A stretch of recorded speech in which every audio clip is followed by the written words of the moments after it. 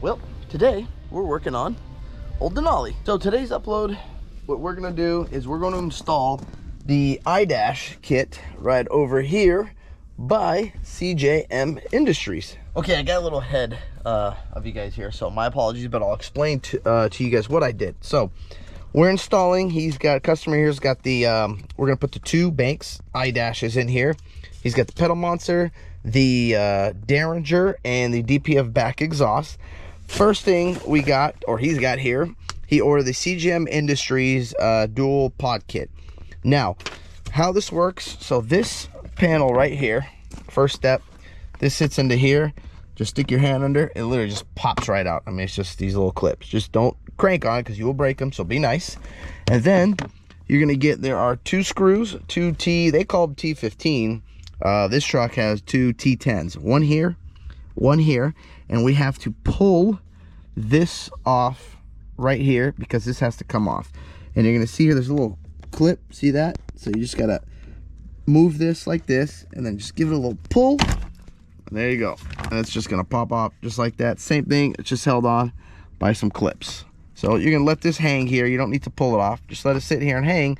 Then we're going to remove this part right here because they have to bolt right into the back of this, and it looks like we got to pull that out right there. And I don't think we got to pull that. Let me see, I'm gonna pull this out here and see what happens. Okay, so what it looks like is I'm gonna have to pull this one off, and then there's going to be, because we got to remove this to get to it, we're gonna have to pop, there's probably two 10 mils right here, so let's go pop these out and pull these out, see what happens. Okay, so I got a trim tool right here, and I highly suggest you guys use one of these. If you can, stay away from a flathead screwdriver, because you will end up scratching or nicking these, you know, little clips right here. These are nice just because you won't, you know, get all these scratched up when you gotta stick this to pop them out. So if you do use a flathead, guys, just be careful. All right, guys, they popped off really easy. I just stuck this in and bink, popped right out. So now you got two 10mm bolts here. I've already loosened them up, but we're gonna pop these out because you have to remove this or loosen it to get this off. I don't know yet. You probably got to remove it. So I'm gonna pull these out and then see if I can pop this trim piece off right here. The reason I don't like removing these, well, they're a pain in the butt to remove. So if you can, try not to remove it, but let's see if that's even possible. Yes, we're gonna have to remove this. So I got it loosened up right here. Here's the fun part, trying to take it off.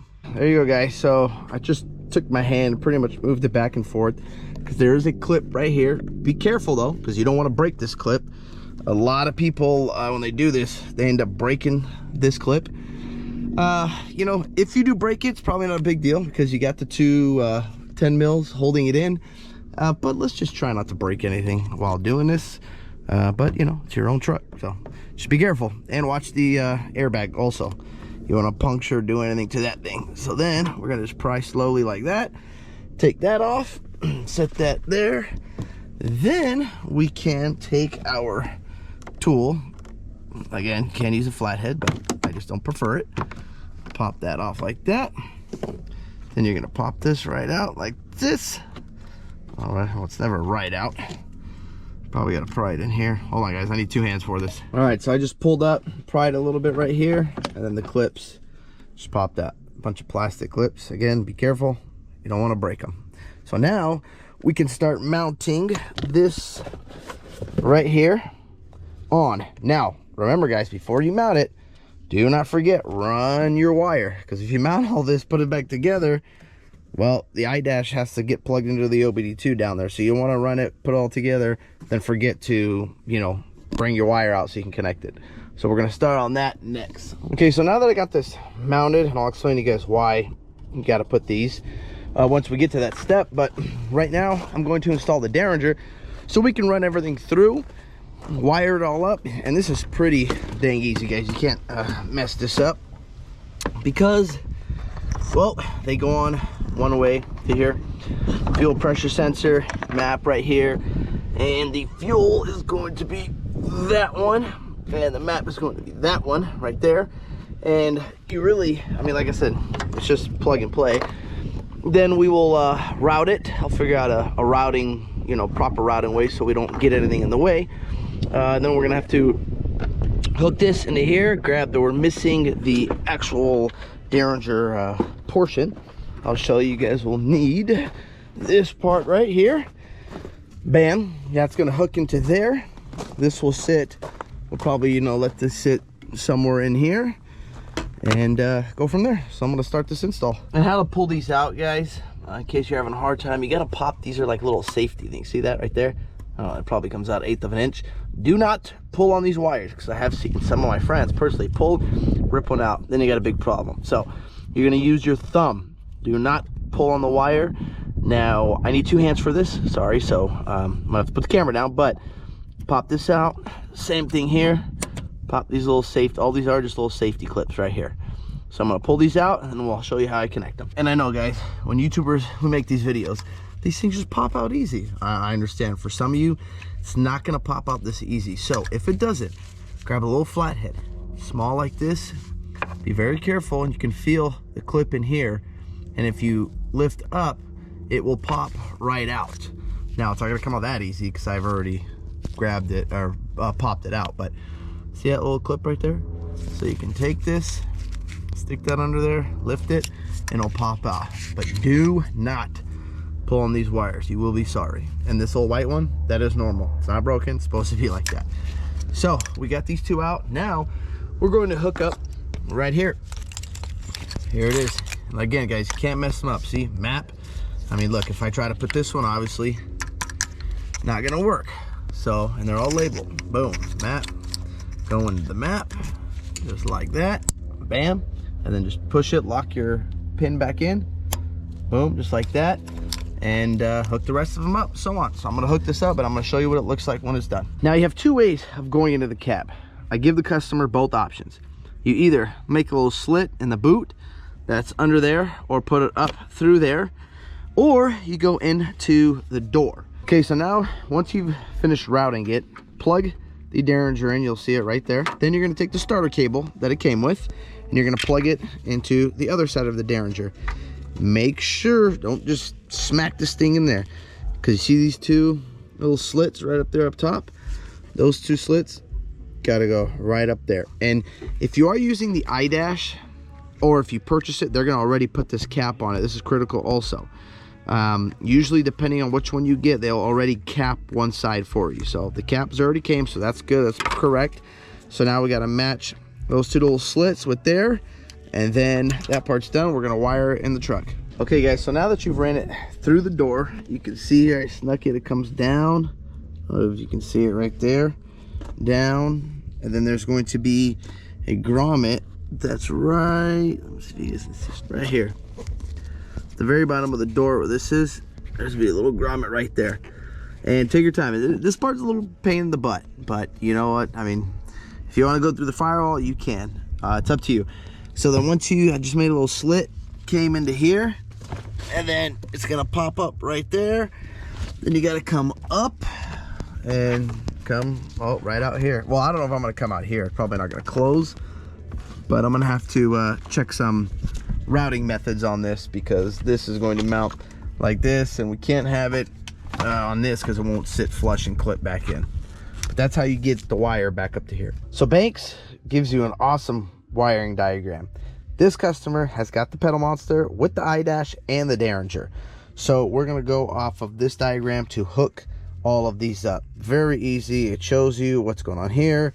This end right here from the derringer shows you here. It's gonna work with either port, so that's going to plug into the pedal monster. And this is going to, oh, right here. So it's for the pedal. Then from the pedal monster, you got another jumper cable. It goes to a 6-pin here. And then I assume that last one with the OBD2 goes into there and plugs right into there. I can't really make it easier than that, guys. Okay, guys, so we got everything back on. I will say, you know, it's pretty easy. The problem, pain in the butt part you'll probably have is this part, you know, making sure it tucks in nice over there. You know, check the seal, make sure the seal is still, you know, here, let me turn this light on if you guys can see this. See that? Make sure that seal wraps over, still good. you know, it goes all the way down. Sometimes this will pop out, so you gotta push it in a little bit. I had to put another piece of tape, double-sided tape in this one, because it was still on this side. If you look, it was coming out just a tad right here, and well, you don't want the customers to see that. That's embarrassing. You want it all to sit nice and flush and tight. So I just did a little 3M tape in there, pushed it in there, and that's it. Now we're all good and tight. Okay, now it's time for the DPF back kit. So you only got, in this situation, this is a crew cab, regular bed, not a long bed.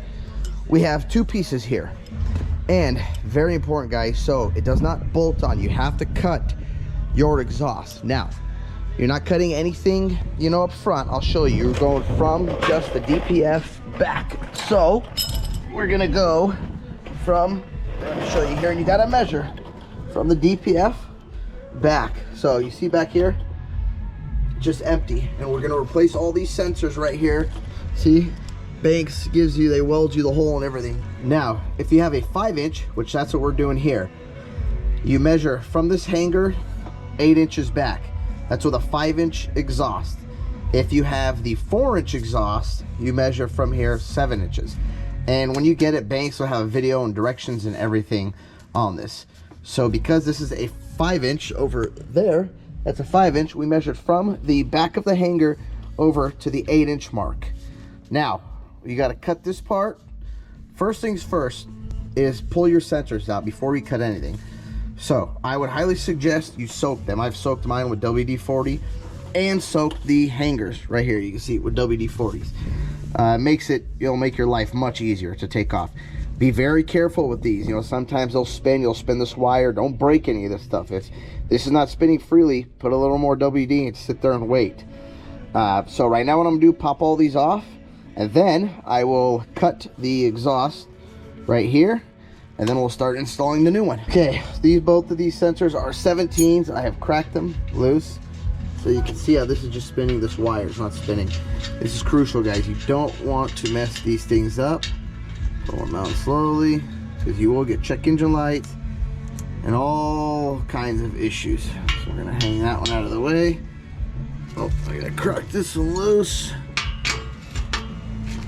All right. Make sure it's not spinning. That part, make sure this is spinning freely. Remember, WD-40 is your friend. So do not, don't be shy, soak it. And then after this, we got another one up there. I don't know, it looks like a 24 probably. And yes, guys, it is a 24 up here. Just busted that loose, and we've just cut this. And I cut just a little more. I like to give me just a little more room. I don't want to be, you know, right on the line in case cut a little short. Well, just like that, guys. It's that easy. Literally just put it together, we cut it, and I measured it was like, you know, 7 3/4. Only reason I did that because the customer, he said he wanted the tip to take him out just a little bit. So that's really the only reason why I did that. And I know you guys really want to hear it start up, so I'm gonna start it up for you and show you how there is no sound difference. Here we go.